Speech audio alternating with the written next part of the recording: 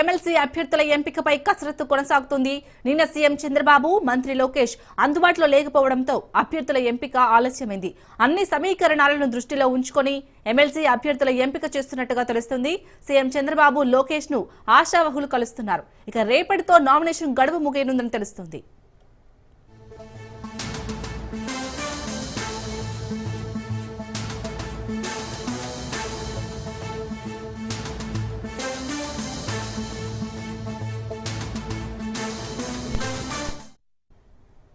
TDP MLC అభ్యర్థుల ఎంపికపై కసరత్తు కొనసాగుతోంది. నిన్న సీఎం చంద్రబాబు, మంత్రి లోకేష్ అందుబాటులో లేకపోవడంతో అభ్యర్థుల ఎంపిక ఆలస్యమైంది. అన్ని సమీకరణాలను దృష్టిలో ఉంచుకొని ఎమ్మెల్సీ అభ్యర్థుల ఎంపిక చేస్తున్నట్టుగా తెలుస్తుంది. సీఎం చంద్రబాబు, లోకేష్ ను ఆశావహులు కలుస్తున్నారు. ఇక రేపటితో నామినేషన్ గడువు ముగియనుందని తెలుస్తోంది.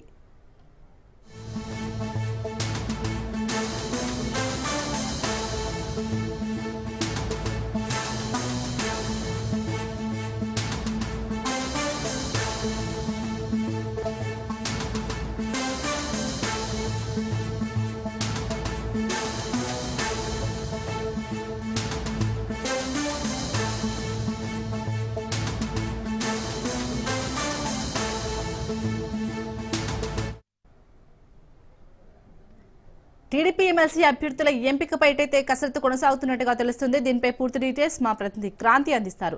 క్రాంతి, చెప్పండి, రేపటితో నామినేషన్ అనేది ముగుస్తున్నట్టుగా తెలుస్తుంది. సో మరి ఇప్పటికైతే టీడీపీ ఇటు ఎమ్మెల్సీ అభ్యర్థుల ఎంపికపై అయితే కసరత్తు చేస్తుంది. ఇప్పటికే ఆశావహులు కూడా అటు సీఎం చంద్రబాబును, లోకేష్ ని కలుస్తున్నట్టుగా తెలుస్తుంది. అప్డేట్స్ ఏంటి? ఇప్పటికే అటు కూటమికి సంబంధించిన అభ్యర్థులు, టీడీపీ ఎమ్మెల్సీ అభ్యర్థులు కొనసాగుతున్న కసరత్తుకు సంబంధించి అటు నిన్న సీఎం చంద్రబాబు, మంత్రి లోకేష్ అందుబాటులో లేకపోవడంతో అభ్యర్థుల ఎంపిక ఆలస్యమైంది. అయితే అన్ని సమీకరణాలను దృష్టిలో ఉంచుకుని తాజాగా ఎమ్మెల్సీ అభ్యర్థుల ఎంపిక సంబంధించి సీఎం చంద్రబాబు, లోకేష్ ప్రస్తుతము అభ్యర్థులు కూడా కలుస్తున్న పరిస్థితి అయితే ఉంది. తమకి ఒక అవకాశం ఇవ్వాలంటూ కూడా వారికి సంబంధించిన అర్హతలన్నీ కూడా ఒక డాక్యుమెంట్ రూపంలో ఇస్తున్న పరిస్థితి అవుతుంది. అయితే దీనికి సంబంధించి ఇప్పటికే 5 ఎమ్మెల్సీ స్థానాలకి సంబంధించి 1 జనసేన కేటాయించగా ఇప్పటికే జనసేన తరపు నుంచి నాగబాబు నామినేషన్ దాఖలు చేయడం జరిగింది. ఇక మిగిలిన 4 స్థానాలకి సంబంధించి టీడీపీ అభ్యర్థులకి కేటాయించనున్నారని కూడా కొంతమేర సమాచారం ఉంటుంది. ప్రస్తుతం ఖాళీ అయిన ఎమ్మెల్సీ స్థానాల్లో 4 బీసీ, 1 కాపు సామాజిక వర్గ నేతలు ఉన్న నేపథ్యంలో ఒక స్థానాన్ని జనసేన కోటాలో కాపు సామాజిక వర్గం ద్వారా భర్తీ చేసిన నేపథ్యంలో మిగిలిన 4 స్థానాలు ఈసారి బీసీ, ఎస్సీలకి ప్రాధాన్యం ఇవ్వాలని టీడీపీ అధిష్టానం భావిస్తున్నట్టు కూడా కొంతమేర తెలుస్తుంది.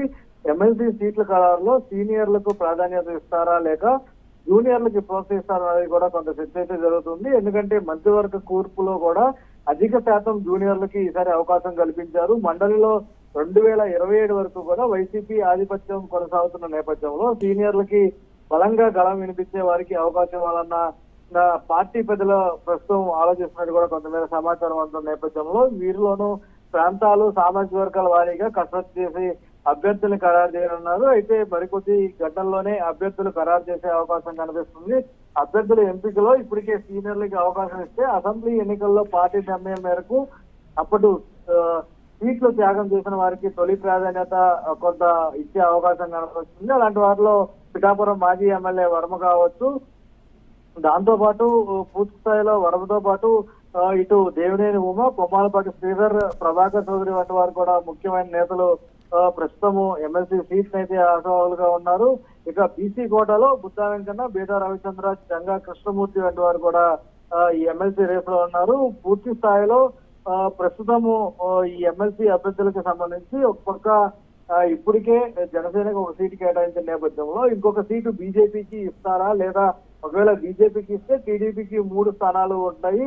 బీజేపీకి కేటాయించకపోతే 4 స్థానాలు టీడీపీ నుంచి ఎమ్మెల్సీలు పోటీ చేసే అవకాశం కనబడుతుంది. ఈ నేపథ్యంలోనే ఇప్పటికే అటు పూర్తి స్థాయిలో బీసీ, ఎస్సీ సామాజిక వర్గానికి ఈసారి పెద్దపీట వేసే విధంగా కూడా కనిపిస్తుంది. దానిలో ఇప్పటికే అనేక రకాలుగా సామాజిక వర్గాలు, అదేవిధంగా పూర్తి స్థాయిలో గతంలో ఎవరైతే సీట్లు కోల్పోయారో కేఎస్ జవహర్, అదేవిధంగా పీతల సుజాత, పరస రత్నం, ఇలా పూర్తి స్థాయిలో ఉన్న వాళ్ళందరికీ సంబంధించి కూడా ఇప్పటికే ఒక కసరత్తు అయితే కొనసాగించారు. అయితే మరికొద్ది గంటల్లోనే ఈ సీట్లకి సంబంధించి ప్రకటించే అవకాశం కనబడుతుంది. పూర్తి స్థాయిలో అన్ని క్షుణ్ణంగా పూర్తి స్థాయిలో పరిశీలించిన తర్వాత మరికొద్ది గంటల్లోనే ఈ ఎమ్మెల్సీలకు సంబంధించిన జాబితా ప్రకటించే అవకాశం అయితే కనిపిస్తుంది Shalini. Right, thank you Kranti.